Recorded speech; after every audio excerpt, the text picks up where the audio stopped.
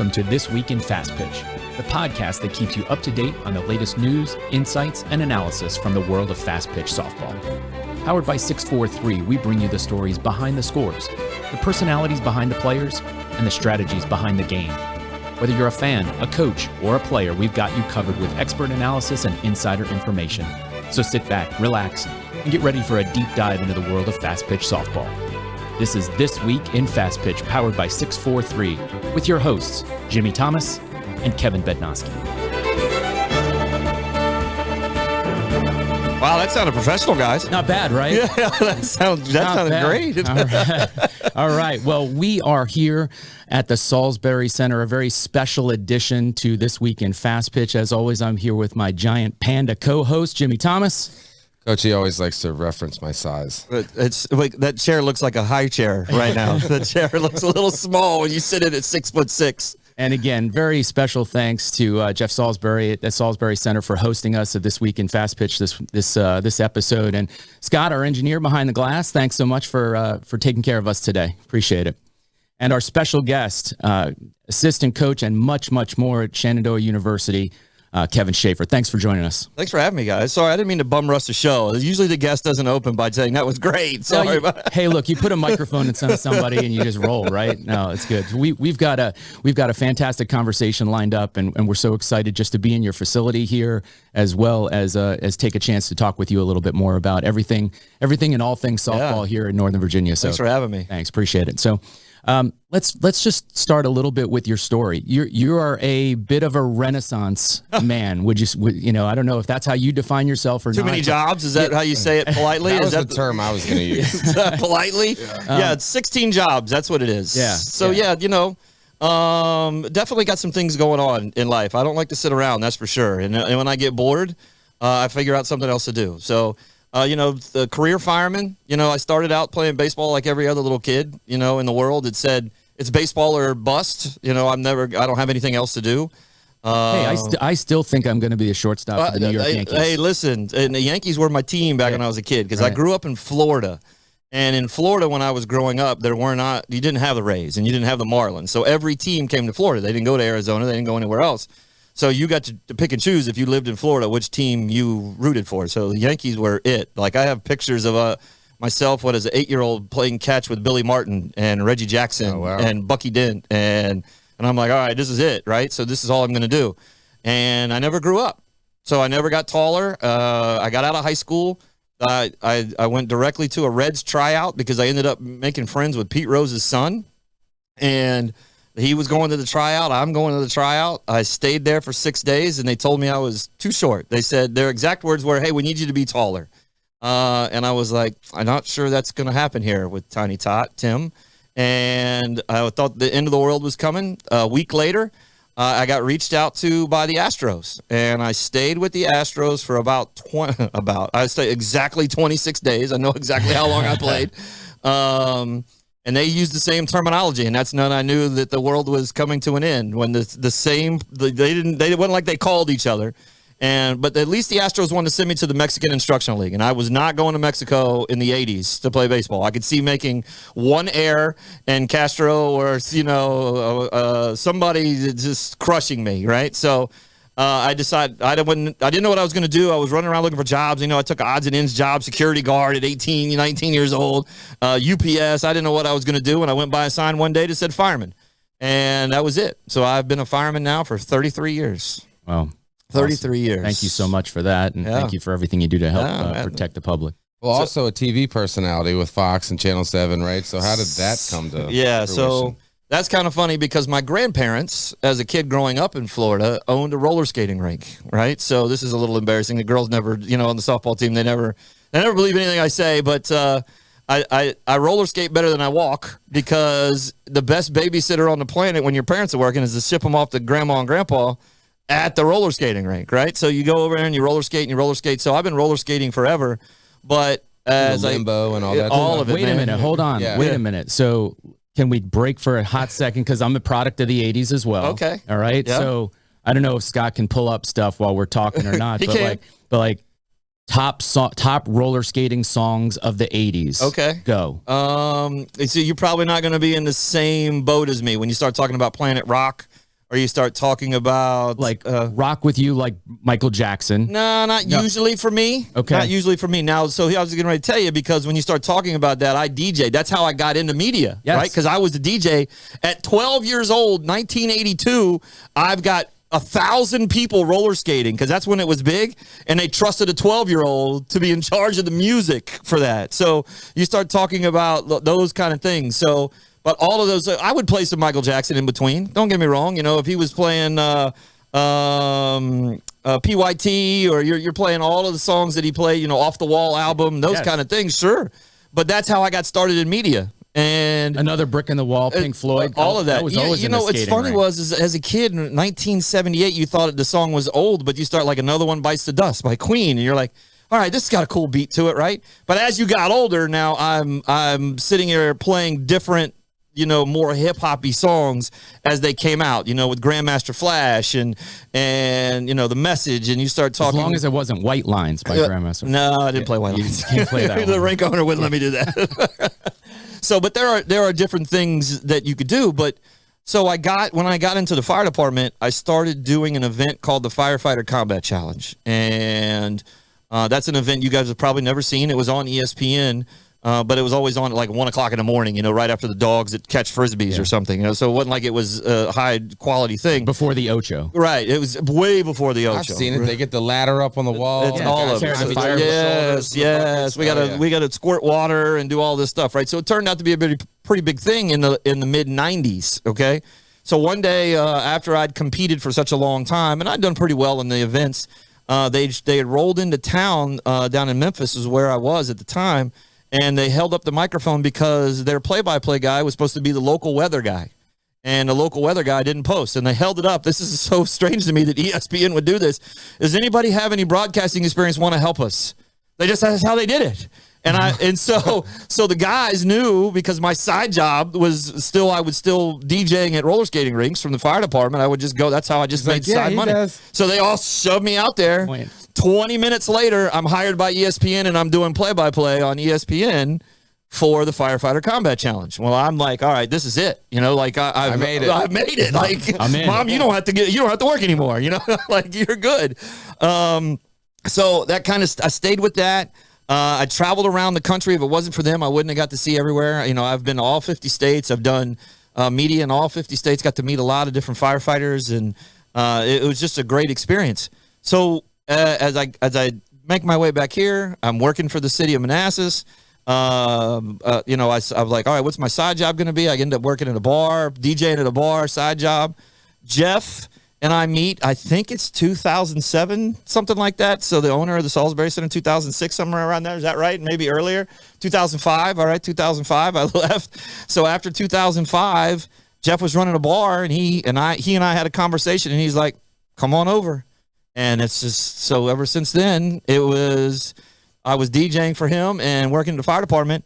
And the place that we worked, and this is probably, you guys will probably both know this, but nobody else will, and this is probably boring everybody at home, but he worked for a place called O'Mara's, which was Don and Mike. Don and Mike. Right, the Don and Mike show. Yep. So Mike O'Mara owned a bar, right? So I was like, hey, Mike, what do you think about me being on the radio? And Mike said, no chance, you're terrible. Right? So Jeff and I said, screw you, we're going to start our own podcast. And so we were a little bit ahead of our time. We started a podcast in 2009. And got picked up by television, got picked up by 106.7 The Fan, and that's how it all got started. And that was a long story to get to that. Sorry. No, it's good, but none of it was planned. That's what's great about it. None of it just kind of none of it was planned. I didn't think I was going to be on the radio or television. Are you kidding? Had no idea what I was going to do. So what was the transition to coaching?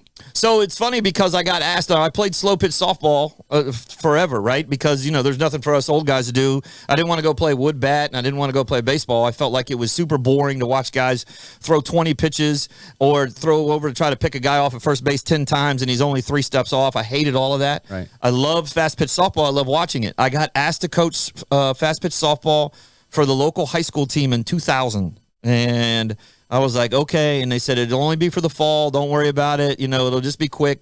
Because back then, the high school coach couldn't coach the fall and the spring. Okay. So the high school coach couldn't do both. So I went in and coached the fall. I was hooked. I've never picked up another baseball, never coached another baseball team. The girls were great. The attitudes were better. I didn't have 25 Bryce Harpers trying to be cool with, the sunglasses, the seeds, the hats backwards. I'm too cool to go out and hustle. The girls the attitudes are so much better. I would much rather coach 20 fast pitch softball teams than one baseball team. And not to say that now that Major League Baseball has helped with the time limit, the things that are happening much quicker. But softball is where it's at. And then I coached high school softball all the way up until about 3 years ago. Yep.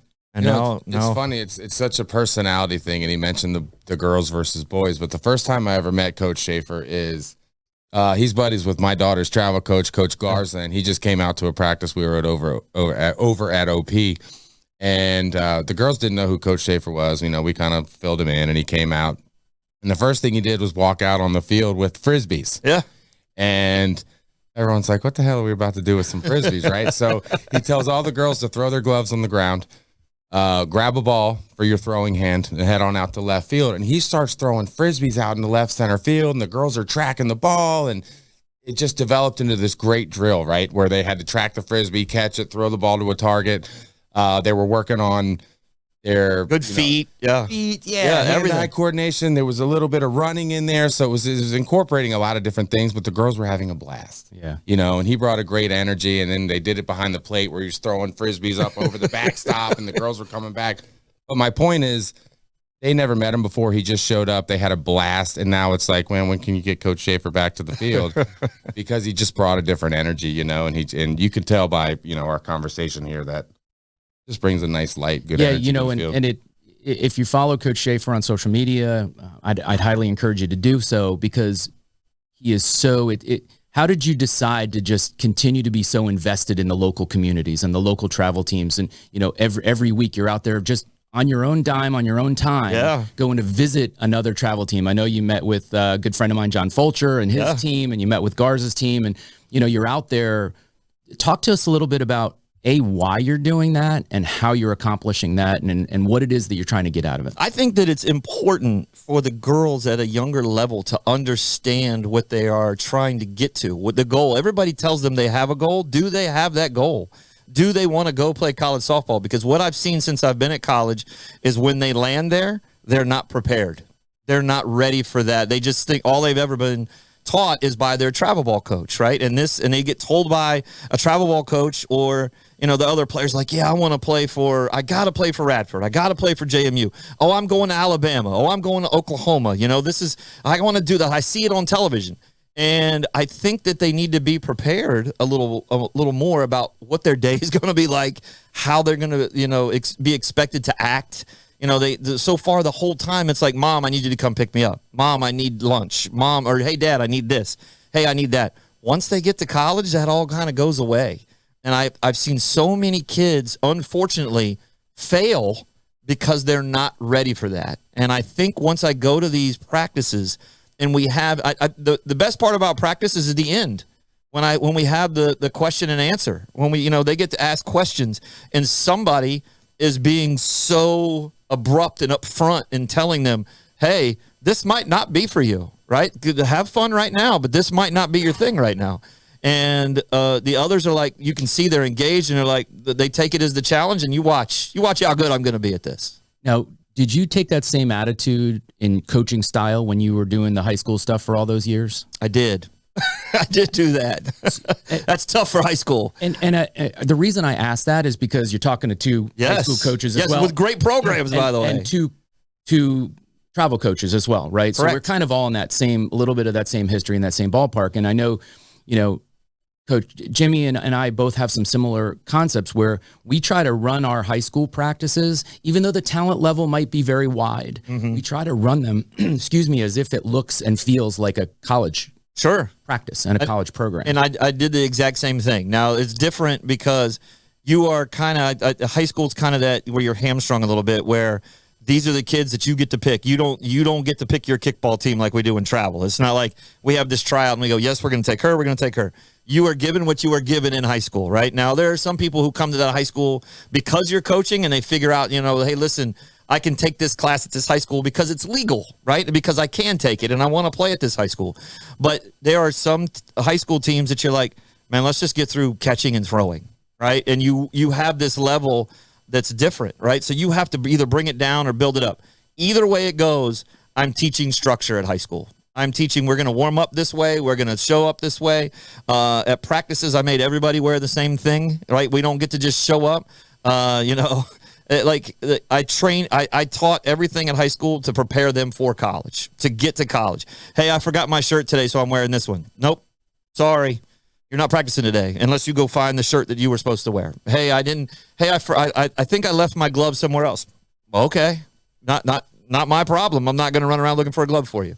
So I am teaching these kids self lessons for when they get out of softball, period. You're not going to show up for a job and say, hey, McDonald's, I forgot my uniform. Yeah. That's not how this works. So just teaching that way is what I feel like is the best. I mean, Coach, you talk about it a lot. I mean, Green Days, you'll teach them how to rake the field. Yeah. Right? That's what we did on Monday. Yeah, right. Right. I love that. I love that. Now, at Shenandoah. By the way, today, it's not raining a drop today, but guess what the last part of practice today is going to be? Teaching them how to tarp. Oh, good. That's a great. Yeah, I was just getting ready to tell you. The greatest thing so far about being in Shenandoah in the D3 is the turf. Let me tell you, all we got to do is shovel snow. Right. Like, it's always lined. It's the biggest thing that you hear people complain about when I'm on the college tour, the circuit now, when we're working some of these camps. Man, I hate turf. I said, well, what do you have? Well, I'm a dirt. We have dirt. And I said, you hate turf until you have turf. When you don't have to drag it, line it, pick weeds, cut grass. You don't have to do any of that. The field looks the same for practice as it does for games. You will love turf. You will learn to love it. The players like the turf part too. They love it. They love playing on the turf. The hops are the same. If I get that nice 2-hopper. Yeah. The hops are the same. It changes a little bit when it's wet because it skips a little bit. Yeah. Not that much. Yeah. And it's always nice. It's always nice. Optically, yeah, it just looks better. Oh, it always looks better. Let me tell you how great it is. Because the outfield's green in January. Right.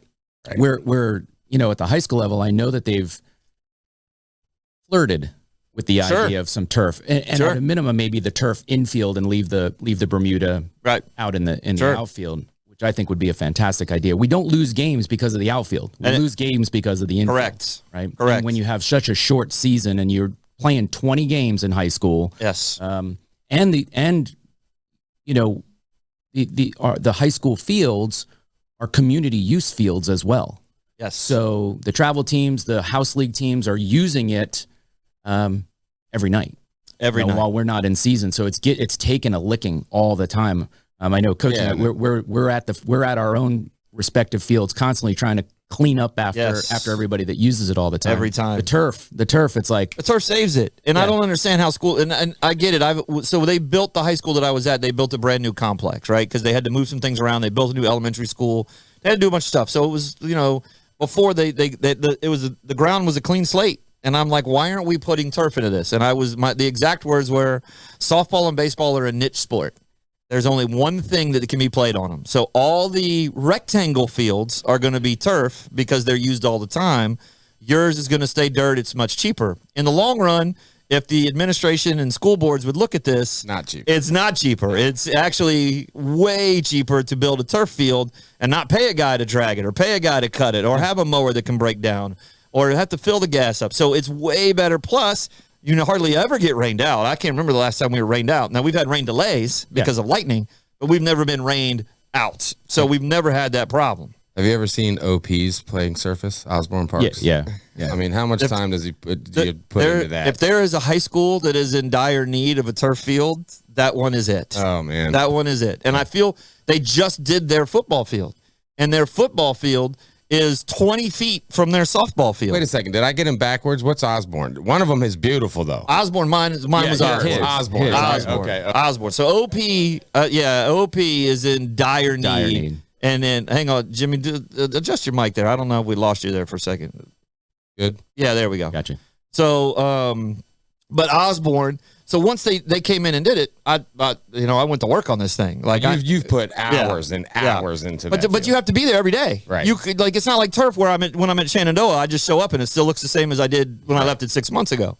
So I worked every day. But I mean, the whole progression for me was I wanted to host states, and I wanted home and away cages. I wanted home and away bullpens. I wanted a turf, so I built a turf practice field so the teams could throw and practice on turf. I put locker rooms. I put locker rooms for the umpires. Everything that I could come up with for them to have an excuse not to have it, I eliminated that. So it's beautiful over there. Yeah. So Osborne's a nice spot. So talk to us a little bit about your transition to coaching in college. Best thing I ever did. How did it happen?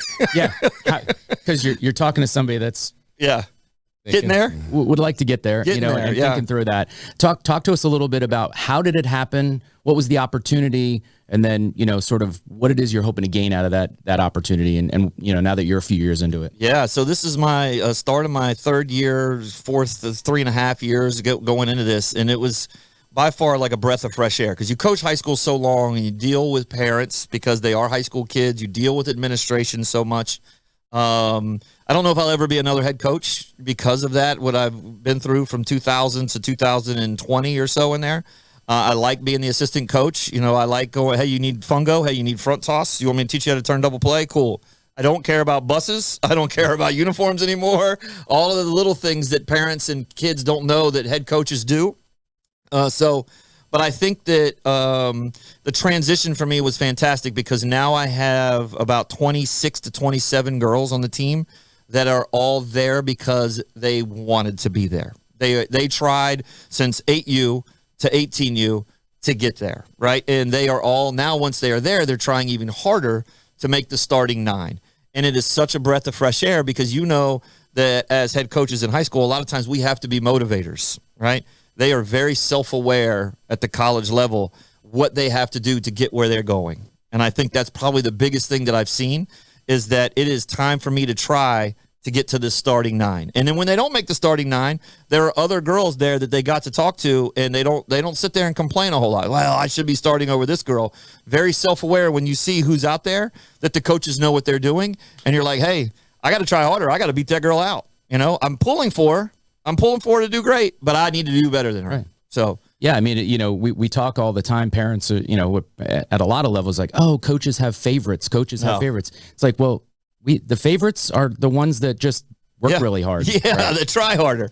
They're just the ones. Like, they are. And but the funny thing is, and the other thing that I tell all the girls when I go and I talk, this will be the first time in your life during your softball experience, that there is somebody there that's sole purpose, sole full-time job is to make sure that you're doing what you're supposed to be doing on and off the field. Not your mom, not your dad. So like even when we coach high school or we coach travel, when I was doing those things, that I have a big boy job, right? And they like, hey, I can't get a hold of Coach Shafer. Hey, I can't get a hold of Coach Kevin because he's at his job or he's doing this. That's not the case. Like, hey, I messed up in high school, but my travel ball coach will never know. Like I knew their grades, but maybe I didn't know their grades. They didn't go to my high school.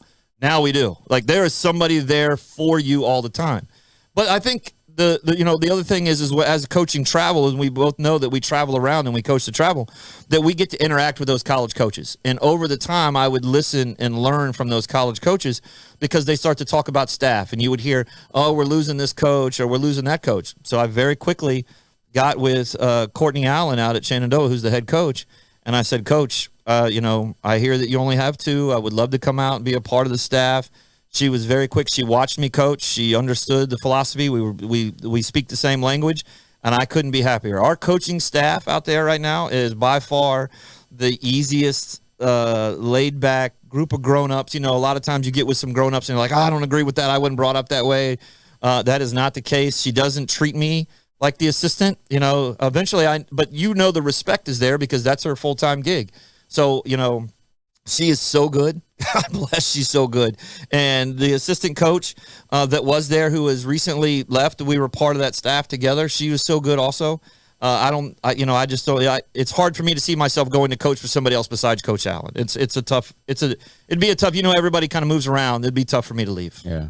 Oh, that's great. I mean, the challenge at the collegiate level, right, is the coaching merry-go-round is a real thing. Yes. It's and keeping track of everyone is sometimes a little bit difficult. I call it the NFL movement. Every year after the NFL season's over, how many head coaches get fired, and they land somewhere else. But that owner just watched them poo-poo it up at another team, like go like 2-15. You know, like, well, that guy must be good. He went 2-15. Let me hire him for my team. So that's what I don't understand about it. It's not too much difference in college softball. Yeah, yeah.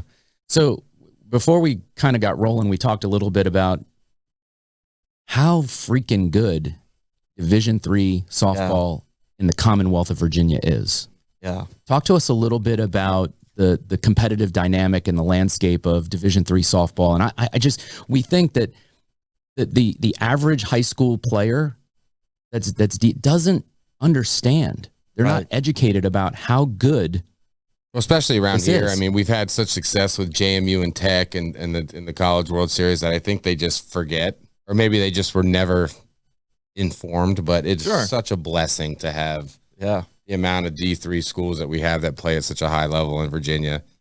Somehow we got to get these athletes on board and let them know that, you know, I think great softball. Every kid wants to do what they see on television, right? And D3 doesn't really hang out on television. All you see are, you know, the big D1, the Power Fives on television. And JMU really pumped the area up when they made it to the College World Series, with Odyssey doing such a great job. I saw you guys had Odyssey on, you know, before.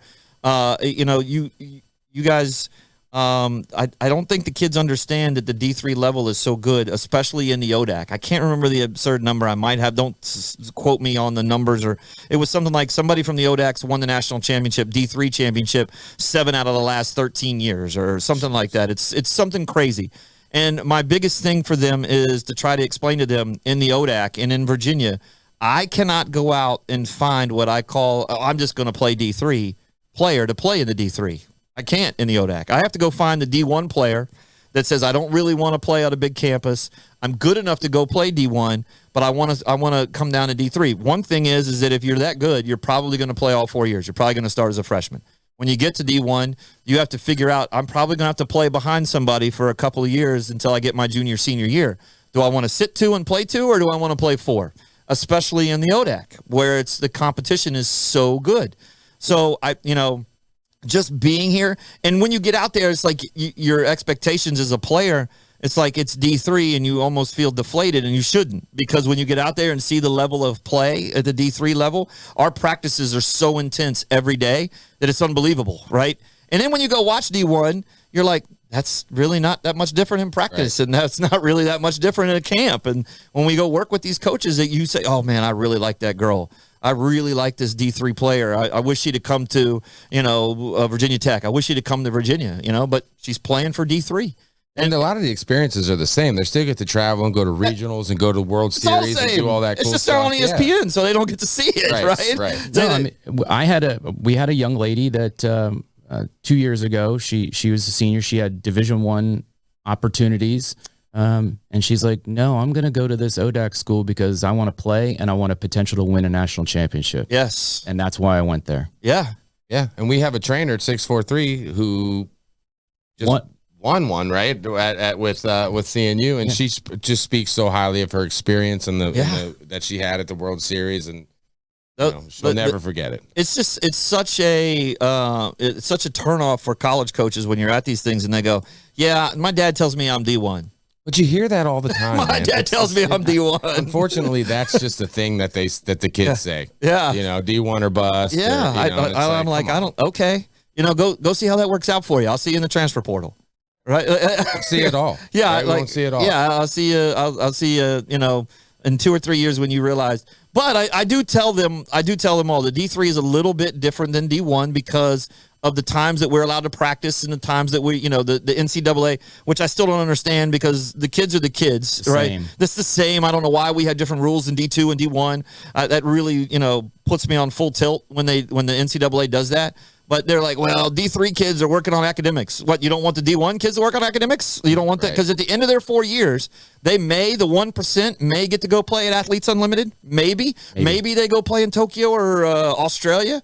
But at the end of that 4 years, the only way that we get to make our money back is for you to go coach. Yeah. Like there is no end game for us, unfortunately, which to not to sidetrack that, but I've been working on.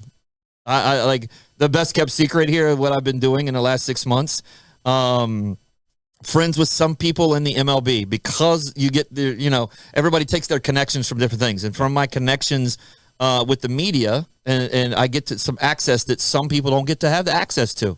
And as I've been in these talks, trying to get to the MLB and get into the owners' meetings, and I know that this is so far, I didn't mean to distract the show, but we just brought it up. But at some point in time, I am trying to get this to a vote to where that every MLB team has a fast pitch softball team attached to them. Right. They have to dip their toe in at some point. I don't know how or what or how far, but MLB's got to dip their toe. If you do this just like it's one of your farm systems, a AAA or a AA team, you build a nice stadium that holds 5,000 to 10,000 people. You watch that stadium get sold out. And I tell everybody it's the WNBA model. It's every NBA team has that WNBA team. Yeah, as we all, on the travel side start the big national circuit, at the highest level, and we're out there going to California and Colorado and Indianapolis and Oklahoma City and all those kind of places. We're starting to see representatives from the MLB diversity programs coming to look to find, potential hires for young women to come and be part of that. So that, that's obviously a good thing. Small plug of our own, right? Because we're trying to expand 643 through a franchising model. We're doing that. We're doing a venture deal with Odyssey down in Richmond, and we're talking with other former athletes or current athletes. We want women to stay in the game. Yes. And we want them to be leaders of that movement in the game. Yeah. And we believe that a business opportunity, an entrepreneurial opportunity to open up a 643 somewhere in the country is a great way for players, former players, coaches to, obviously have a business opportunity, but really stay in the game that we all love. Yeah, and I love that, by the way. I love what you guys are doing at 643. I think it's fantastic. We went down and we got rained out at a tier 1 down south, and we were like, you know what? We're just going to go over to 643. Right. All right. And I was like, there's a 643 down here? Like, that's almost like finding Chick-fil-A in an area, like you're like, really? Can we market that? Can we use that? It's like those little 643 magnets, man. You see them, you can be in Hawaii and you'll see them in the back of somebody's car. Yeah, I love that, right? I mean, like in a couple of years, when I retire from the fire department, my goal has always been, my dad and my family used to live in Florida from where I'm from, and I want to go down and coach softball in Florida. As much as I've talked to Courtney about trying to get a job down there, she may not want to go down and coach a college softball team down there. So I was like, you know what? I'm just going to talk to the guys out at 643. We'll just, I'll coach. I'll open a 643 down there and then coach college softball down there. That'll be my life. Or I'll just rent jet skis. I don't know. I don't know. Well, maybe you and I can do it together then. Yeah, that's fantastic. But back to your original point, I really believe that if we had a nice little niche stadium in Loudoun County and had a pro team, it would do very well. And I got to believe there's little hotbeds around the country. You would pack them in. Pack them in. Yeah. Pack them in. And what you see that when the College World Series comes on ESPN, the amount of young ladies that show up from 8U to 10U to 12U to 14U, you see them crowded along the fence signing autographs. Right. Those kind of things, and those things make both people feel really good. Like you're a college player signing an autograph for a kid. I tried to make the high school do that. Inside of our little city, everybody has an elementary school that feeds to their middle school that feeds to their high school. Well, every game for us at our high school, and I'm trying to implement that at Shenandoah, that every game, every home game is a game for that elementary school. But they get to come on the field, they get to get autographs with the kids, pictures with the girls, and you don't know who feels better. The elementary school kid or the college kid, because now all of a sudden, they are the big leagues. Once you get to college to play softball, you've made it to the MLB. The unfortunate thing is it's only 4 years. It's only 5 years. It's not like you get a 15-year experience. But you made it to the mountaintop. You made it. Yeah. It doesn't matter if it's NAIA or JUCO. You made it. Like, there are plenty of girls that are at home TikToking, right? There are plenty of girls that are home FaceTiming and not playing college softball. So you should be excited and feel good about where you're at, and no matter what level you're playing. It's an amazing feeling for young women. So at 643, for instance, we have you've been there. We have the commit wall, yes, right, where we promote and the girls that have decided to go on and have the opportunity to play at the next level. It's amazing when we're there, when the young kids come in and they walk through the door, yeah. and you just see them. They just see them. Oh, you love it. Yeah. You love it. And they're like, I want to be like that. Yes, you love it. And it's like, oh, that's so heartwarming. You love it. Or you see them looking, or they're in the lobby, and you see one of the girls who are on the wall walk in, and it's like, pss, pss, pss, yeah. Oh, that's her. They're all pointing that's her. at her. Yeah, that's her. That's her. Yeah, that is a good feeling. And and I, you see that going back to our talk about there's no end game after softball, but that's what I try to tell all the girls in travel and in college is that I don't want you to be just a first baseman or just the pitcher or just a catcher or just a center fielder. The answer, I tell all this to everybody, and I said this to your team the other night, Jimmy, was that if a college coach comes up and asks you what position you play, the answer is softball. I play softball because once you get to college, I don't care where you played in high school, and I don't care where you played in travel. If you can hit, you're going to play, right? So you better learn the game of softball because at the end of this, when this is over, your 4 years is done, and you're going to go be a nurse or you're going to go be whatever you're going to be, the only way to get paid back for all the years you played travel is to go coach somewhere. That's your payback because you get to give it back to the younger girls that were like you when you were growing up. So I think that the girls now need to learn this whole entire thing. They need to learn how to play softball. Yeah. And how do we teach them? How do we teach them the intrinsic value of giving back? Right. I mean, this is this is a full circle conversation, right? We're talking about, okay, how do we and break it down, not the collegiate level kid. Right. But talk about the high school kid or the middle school kid. Sure. How do we get them to understand that it's just not all about them? Well, a lot of it is watching, I think. You know, like when he was at our practice the other night, a coach came in and he made a big point as, you know, when a coach says, do you have any questions? Don't be that kid that's like, no. No. All of a sudden, my kids are asking him, you know, what he gets at Chipotle, you know, just to come up with something. So they weren't standing there twiddling their thumbs. And they were asking you the craziest, what do you like at Chipotle? What's your favorite movie? But listen, that's great. It's because when I go out to talk to pitchers on the pitcher's mound, or excuse me, I'm sorry, in the circle, I got to get out of that. Yeah. When I go talk to somebody in the circle, I literally never go out and talk about, hey, where do you think that pitch was? Or where do you think this was at? It's never that. No, it's a joke. It's always like, hey, do you like creamy or crunchy peanut butter? Right. You know, candlesticks are a great gift. Right? Yeah, right. And he needs some, you know, whatever. So, but we never talk about that. Like, what's your favorite milkshake, right? So when a coach asks you, hey, you got any questions? Ask them, say, yes, how long have you been coaching? Or, hey, I see that you guys have uniforms. Do you like pinstripes on your uniforms? Or do you like all white uniforms? Or do you like the dark uniforms? Or, hey, what'd you have for dinner last night? Because I don't know if I ate the right thing. Or, you know, just ask the favorite color. Who cares? We are not there to watch you play softball, right? We know you can play softball. We know it. I was telling the team, Jimmy, the other night, and when I said this, I don't know, you know, you look for everybody's reaction, especially the coach's reaction when I say this. It's like, you did not have a tryout and pick those 12 girls because they suck. Right? Nobody went, well, she sucks, so we'll take her. Right. That's not how this works, right? I know that they can play softball. If I'm out watching your travel ball team, I'm out watching those girls, how they got out of the car, how they talked to their parents, how their parents acted, were their parents yelling at the umpires, were their parents yelling at the coaches? Did they have to go get water from their parent, or did they come to the dugout prepared? You know, did they go pick up the bat after a foul ball? You know, after they make an error, did they go talk to the pitcher?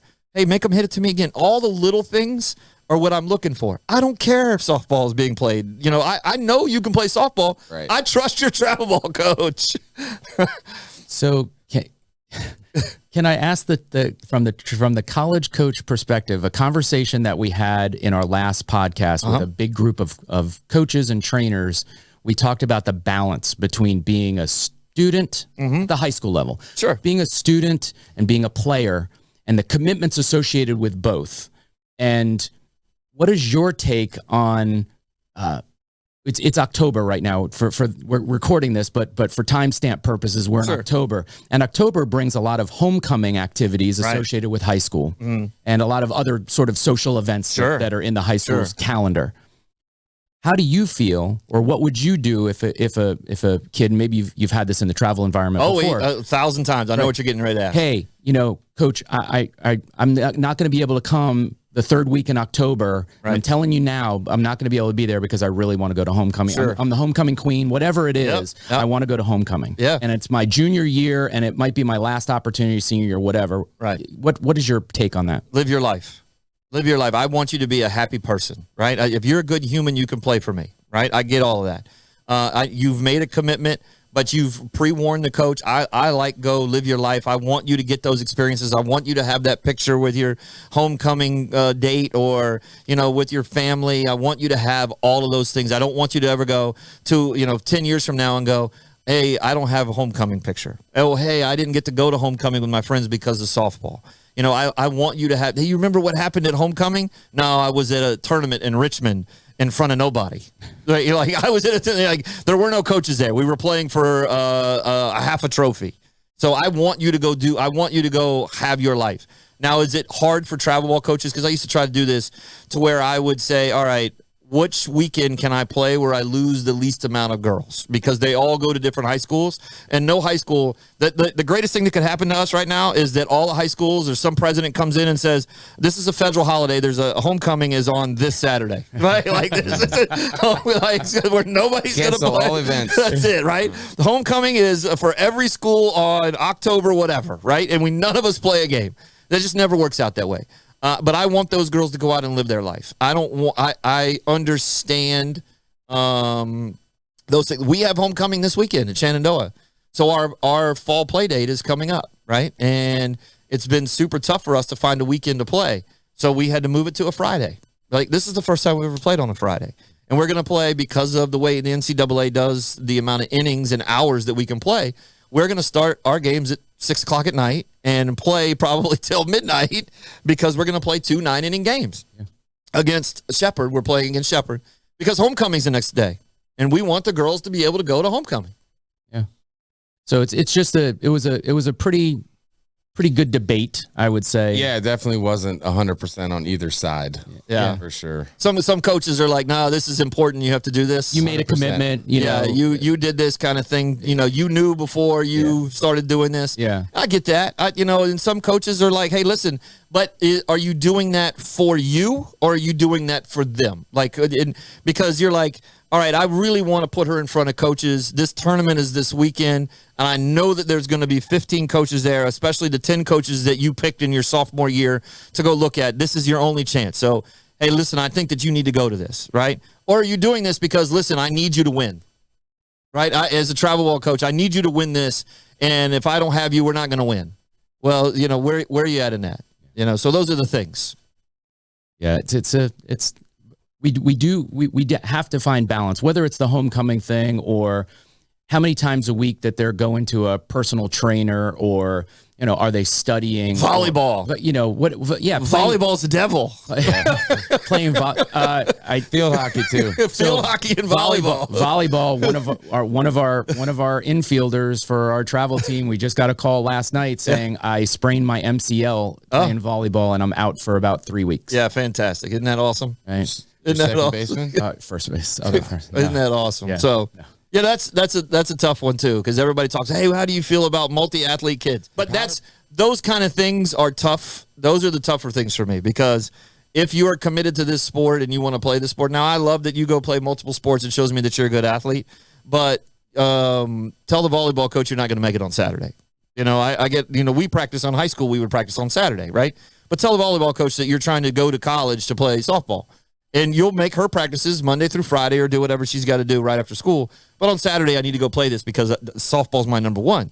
If the volleyball coach can't deal with that, then you need to make a decision. And those are the things that in your brain, you're like, come on now. Are you going to college to play volleyball, or are you going to college to play softball? Right. So, right. Yeah. We had that. We had our now senior that's going on to go play in the Big Ten. She's, she played basketball as well. Sure. And, she had visits over the winter and camps over the winter, and they worked it out, right? They worked it out. And, I think when common sense prevails, then generally everybody works it out and they're happy. When ego and common sense get put on the sideline, that's sort of when things. Kev, that's the way the world works, though. Yeah. Right? That's the way the world works. Everybody asks, what are you, Republican or Democrat? I'm like, I'm in the common sense division. Yeah. If it seems right, let's do it right. So where are you recruiting right now? Where are you finding kids?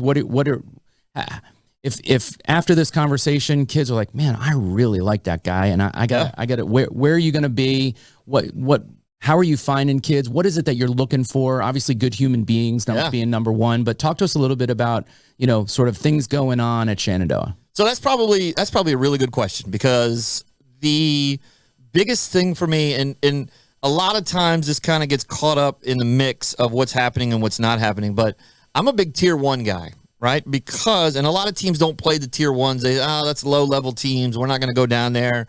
Or we're not going to do this. Like, I've got to go to Atlanta. I've got to go to Scenic City. I've got to go to Colorado. I've got to go to California. I got to go to Florida. I'm a big tier 1 guy only because I'm not a big fan of sitting behind the backstop and watching. Tier 1 does this, and so does Brian Pack down in South Carolina, and so does Backwards K. They do such a good job in Florida with all of this. But being able to be out on the field and talk to the girls at the same time that they're playing is fantastic for me. Like, I really get to know the players and know the coaches and know the parents. The tier 1 does such a good job. We don't necessarily like being umpires, but we are the umpires, right? There's one home plate umpire, and the college coaches are out there. They're coaching bases. They're also the umpires. So I might call somebody out on purpose, right? Get a reaction. Just to see what's going to happen. Did you jump up and throw your arms up at me? Did your parent yell at me and go, did you really just call her out? Those kind of things are what I'm looking for, and I get to see all of that at tier 1. So I sign up for most of the tier 1s. Right. I also learn a lot from other coaches that are there. Sometimes when you're out doing recruiting, sitting behind the backstops, you don't get a chance to talk to them about their programs, or girls are they having the same problems I'm having, those different kind of things. So I'm a huge Brian Pack tier 1, those kind of things. But right now I'm on the tier 1 tour. I will be in Raleigh this weekend. Okay. Wilmington the following, and then Newport News, and we've been all over. Myrtle, tier 1's expanded to Maryland. They're expanding to Florida. So I recruit all over. I don't care what. We have one girl right now on the team from Orange County, California. We have another girl on the team from Reno, Nevada. Wow. So they all over. So we have girls coming from as far as New York, Tennessee, all over. Right. So I'm always curious, or maybe it's all of the above. I mean, do you go out on the road like this with the mindset of, all right, I'm going to attack some girls that reach out to me, the girls that are interested in the school, they know that they want to study, or is it more of, all right, man, we need a big hit in first baseman, I'm going to go out there and find that? Right. Or how does that work? I mean, what's your focus when you go out there? As far as what you're looking for, are you just hoping? Yeah, so we recruit pitcher, catcher, hitter, right? So that's the way I recruit. I don't recruit, hey, I need a shortstop, or hey, I need a first baseman, right? Because once you come to Shenandoah, if I feel like I need you in the lineup, I'm going to teach you how to play first base. I'm going to teach you how to play third base. If I think that you can do that position and play, I'm going to teach you those things. Hard for me to teach you how to pitch and hard to catch already at the college level. It's hard to get rid of those tendencies, or what you've been going to catching coaches for the whole, your whole life doing one thing. I get all of that. The one thing that I'm out there looking for is basically, like I talked about, good athlete, good human, good academics. It's hard for me to go out and I look at somebody's sheet, and it still boggles the mind that a coach. Now I get it; they want to be honest, but let me find that out by talking to you first. When they go, "Oh, she's a 2.9 on her GPA," I'm like, maybe we should just left that blank. Like, hey, we don't know yet. Yeah. That's like putting your home to first time as like 3.9. Yeah, right. Yeah. Maybe we shouldn't put that on there. Yeah. But we go after good academics. It's academics, attitude, academics, athletics. So those kind of things that I'm looking for. When I go out to the tier 1s, the energy that I put out, the girls that come over and talk to me are the ones that I'm interested in. If girls don't want to come talk to me, that's fine. I'm not a big sit around kind of guy. I'm very involved with every play. I talk to them. The way you talk to young ladies is specific, and I want them to be going, you know what? I want to go to Shenandoah because of Coach Shafer. And if they shoot you, they might shoot you an email and say, "Hey, Coach Shafer, I see you're going to be down at tier 1. Come over and check me out." Happens every time. Yeah, and you might make time to go over and check an inning or two. If they don't fall on my field, and they send me an email. First of all, no more blast emails, right? Don't send out blast emails. That's the worst thing on the planet. If you send me an email that says, "Hey, Coach Shafer, I see you're going to be at tier 1. I'm not on your field, but I'm going to come over and talk to you." Fantastic. That's exactly. I play shortstop. My hit, my velo is this, and I hit this, and I do this, and I don't care about any of that. You just told me you were going to come out of your way because I'm not on your field to come talk to me. All of a sudden, I know what your name is, and I want to talk to you and see what's going on. Now, after I talk to you in person, I see what you really are like, and I'm going to come over and I'm going to say, hey, I'll be right back in an inning. I'm going to go over and watch this girl hit. I'm going to go over and watch this girl play. I'm going to see how she interacts. And those are the kind of things because she passed the initial personality correct test, right? Because she went out of her way and to show the interest, right? She heard from some, hey, I really want to go to Shenandoah. They have my programs. I want to be a nurse. I want to be an athletic trainer. Those kind of things that are at Shenandoah. I saw the field. I saw pictures. I tell everybody the campus is the Beverly Hills of the East Coast. You know, the place is beautiful. It's got fountains. Like, it's crazy over there, especially for a D3 to have those kind of things. It's just amazing. It doesn't look like an oversized high school. It looks like a college campus. Right. And those kids get attracted to that. And then it's even better when they talk to Coach Allen. Coach Allen is such a draw. You should see the girls because they all just love her so much, you know. And it's just one of those things that I'm going to be attracted to the noise and the energy if you come over and talk to me. Oh, that's great. Take us a little behind the scenes on, okay, so you've gone out to a Tier 1 event. You've gone out for the weekend. Now you're back in the office. Mm-hmm. Is there the big board? There is. It's funny you say that. There is the big board. So Coach Allen has the big board. We'll put that up on the dry erase board, and then she'll take a picture of it and then erase it so nobody else can see it. And most of the time she keeps it on her laptop. And so I get back and I send a scouting report. I take all the flyers that people have and I get home. A lot of times people will go, here's my flyer, and they see me roll it up and put it in my bag. But I'm really good at remembering the players when I get home. I'll be like, oh, yeah, she did a really good job. I don't need to sit there with a clipboard and mark, oh, she made this or she did that. I can tell who can play and who can't play. I can tell who can play and who can't play by warm-ups. Yeah. Usually by warm-ups. I don't really even need to watch you play. Like how you warmed up and good throwing motion, took it serious, didn't joke around, took all those kind of things. I could go out and watch that kind of thing and say, all right, that girl can play. All right, this girl, watch her hit off the tee and the bow net. All right, that girl can hit. All right, this girl can't. All right, well, we're going to have to work on that one, right? So I can go see that. But there is the big board, and I'll send her 5, 6 kids, and I'll send her from 1 to 10 or 1 to 7 or however many girls. Hey, this is our number 1. If we're going to make an offer, this is the girl we want to go get. This is the number 2 of, this is another good one. And I'll put in there little notes. Great attitude. Really quick on the bases, reads the ball well, those kind of things. So, but she gets all of that from me every time. So it's fun to go out and meet all these kids, and I have to come home and do homework. And that's where I turned into, all right, Kevin, let's not mess this up. Yeah, no, it's great to get a little behind the scenes information for these young girls to understand what it is that people are looking for, because you sort of said it. You can watch it from warm-ups. You may go sit there for 3 innings and the girl never gets a ball hit to her. Right.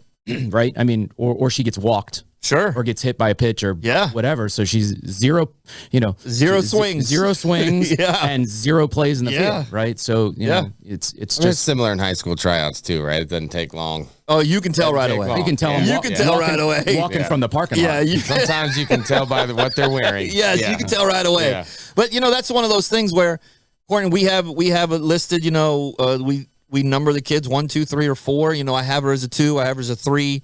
But she's a 2, but with a good attitude. Might move her up. If one of the ones doesn't commit, depending on how many players are leaving us, or how many offers we have out, who's coming in and who's not coming position wise. We do look at all of that stuff, like, hey, I saw her play shortstop. She's really good at shortstop. And then she gets there. Well, our senior second baseman graduated. We'll move a shortstop over to second because we have an upperclassman that's in there.